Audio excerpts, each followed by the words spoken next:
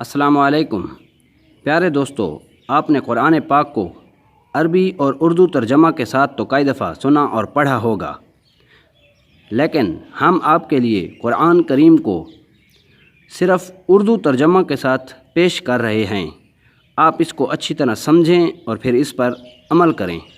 اللہ پاک آپ کو اور ہمیں اس میں کامیابی عطا فرمائے، آمین۔ اعوذ باللہ من الشیطان الرجیم، بسم اللہ الرحمن الرحیم۔ سورۃ البقرہ، دوسرا رکوع۔ شروع کرتا ہوں اللہ تعالیٰ کے نام سے جو بڑا مہربان نہایت رحم والا ہے۔ اور جب تیرے رب نے فرشتوں سے کہا کہ میں زمین میں خلیفہ بنانے والا ہوں، تو انہوں نے کہا ایسے شخص کو کیوں پیدا کرتا ہے جو زمین میں فساد کرے اور خون بہائے، اور ہم تیری تسبیح، حمد اور پاکیزگی بیان کرنے والے ہیں۔ اللہ تعالیٰ نے فرمایا جو میں جانتا ہوں تم نہیں جانتے، اور اللہ تعالیٰ نے آدم کو تمام نام سکھا کر ان چیزوں کو فرشتوں کے سامنے پیش کیا اور فرمایا اگر تم سچے ہو تو ان چیزوں کے نام بتاؤ۔ ان سب نے کہا اے اللہ تیری ذات پاک ہے، ہمیں تو صرف اتنا ہی علم ہے جتنا تو نے ہمیں سکھا رکھا ہے، پورے علم اور حکمت والا تو ہی ہے۔ اللہ تعالیٰ نے حضرت آدم علیہ السلام سے فرمایا تم ان کے نام بتاؤ، اور جب انہوں نے بتا دیے تو فرمایا کہ کیا میں نے تمہیں پہلے ہی نہ کہا تھا کہ زمین اور آسمان کا غیب میں ہی جانتا ہوں، اور میرے علم میں ہے جو تم ظاہر کر رہے ہو اور جو تم چھپاتے ہو۔ اور جب ہم نے فرشتوں سے کہا کہ آدم کو سجدہ کرو تو ابلیس کے سوا سب نے سجدہ کیا، اس نے انکار کیا اور تکبر کیا اور وہ کافروں میں ہو گیا۔ اور ہم نے کہہ دیا اے آدم تم اور تمہاری بیوی جنت میں رہو اور جہاں کہیں سے چاہو با فراغت کھاؤ پیو، لیکن اس درخت کے قریب بھی نہ جانا ورنہ ظالم ہو جاؤ گے۔ لیکن شیطان نے ان کو بہکا کر وہاں سے نکلوا ہی دیا، اور ہم نے کہہ دیا کہ اتر جاؤ تم ایک دوسرے کے دشمن ہو، اور ایک وقت مقرر تک تمہارے لیے زمین میں ٹھہرنا اور فائدہ اٹھانا ہے۔ حضرت آدم علیہ السلام نے اپنے رب سے چند باتیں سیکھ لیں، اور اللہ تعالیٰ نے ان کی توبہ قبول فرمائی، بے شک وہی توبہ قبول کرنے والا اور رحم کرنے والا ہے۔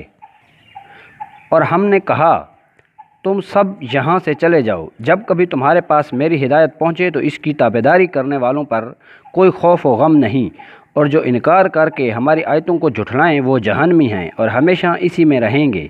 اے بنی اسرائیل میری اس نعمت کو یاد کرو جو میں نے تم پر انعام کی، اور میرے عہد کو پورا کرو، میں تمہارے عہد کو پورا کروں گا، اور مجھ ہی سے ڈرو۔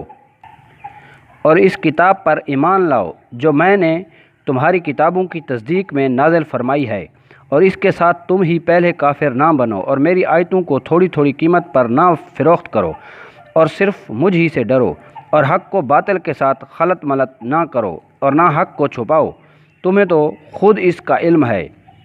اور نمازوں کو قائم کرو اور زکوٰۃ دو، اور رکوع کرنے والوں کے ساتھ رکوع کرو۔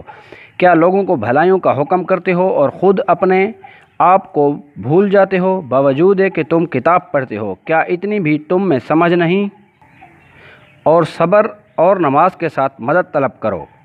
یہ چیز شاک ہے مگر ڈر رکھنے والوں پر، جو جانتے ہیں کہ بے شک وہ اپنے رب سے ملاقات کرنے والے ہیں، اور یقیناً وہ اسی کی طرف لوٹ کر جانے والے ہیں۔ اے اولاد یعقوب میری اس نعمت کو یاد کرو جو میں نے تم پر انعام کی، اور میں نے تمہیں تمام جہانوں پر فضیلت دی۔ اور اس دن سے ڈرتے رہو جب کوئی کسی کو نفع نہ دے سکے گا، اور نہ ہی اس کی بابت کوئی سفارش قبول ہوگی، اور نہ کوئی بدلہ اس کے عوض لیا جائے گا، اور نہ وہ مدد کیے جائیں گے۔ اور جب ہم نے تمہیں فرعونیوں سے نجات دی جو تمہیں بدترین عذاب دیتے تھے، جو تمہارے لڑکوں کو مار ڈالتے تھے اور تمہاری لڑکیوں کو چھوڑ دیتے تھے، اس نجات دینے میں تمہارے رب کی بڑی مہربانی تھی۔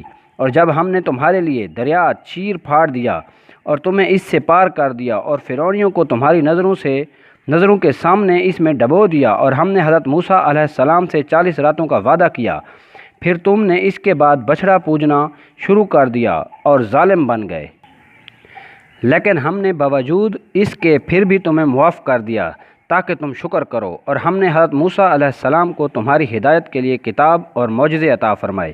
جب حضرت موسیٰ علیہ السلام نے اپنی قوم سے کہا کہ اے میری قوم، بچھڑے کو معبود بنا کر تم نے اپنی جانوں پر ظلم کیا ہے، اب تم اپنے پیدا کرنے والے کی طرف رجوع کرو، اپنے کو آپس میں قتل کرو، تمہاری بہتری اللہ تعالیٰ کے نزدیک اسی میں ہے۔ تو اس نے تمہاری توبہ قبول کی، وہ توبہ قبول کرنے والا ہے اور رحم کرنے والا ہے۔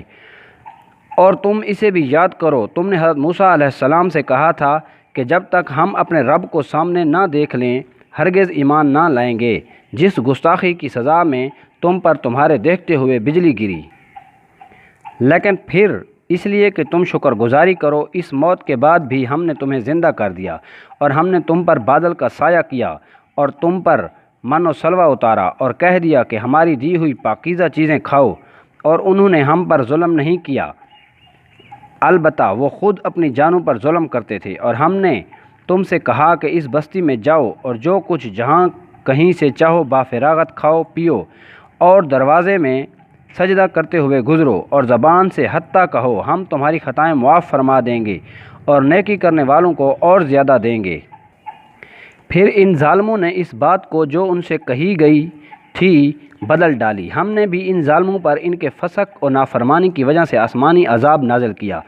اور جب موسیٰ علیہ السلام نے اپنی قوم کے لیے پانی مانگا تو ہم نے کہا کہ اپنی لاٹھی پتھر پر مارو، جس سے 12 چشمے پھوٹ نکلے، اور ہر گروہ نے اپنا چشمہ پہچان لیا، اور ہم نے کہہ دیا کہ اللہ تعالیٰ کا رزق کھاؤ پیو اور زمین میں فساد نہ کرتے پھرو۔ جب تم نے کہا کہ اے موسیٰ ہم سے ایک ہی قسم کے کھانے پر ہرگز صبر نہ ہو سکے گا، اس لیے اپنے رب سے دعا کیجئے کہ وہ ہمیں زمین کی پیداوار ساگ، ککڑی، گیہوں، مسور اور پیاز دے۔ آپ نے فرمایا بہتر چیز کے بدلے ادنا چیز کیوں طلب کرتے ہو؟ اچھا شہر میں جاؤ، وہاں تمہاری چاہت کی یہ سب چیزیں ملیں گی۔ ان پر ذلت اور مسکینی ڈال دی گئی اور اللہ کا غضب لے کر وہ لوٹے، یہ اس لیے کہ وہ اللہ تعالیٰ کی آیتوں کے ساتھ کفر کرتے تھے اور نبیوں کو ناحق قتل کرتے تھے۔ یہ ان کی نافرمانیوں اور زیادتیوں کا نتیجہ ہے۔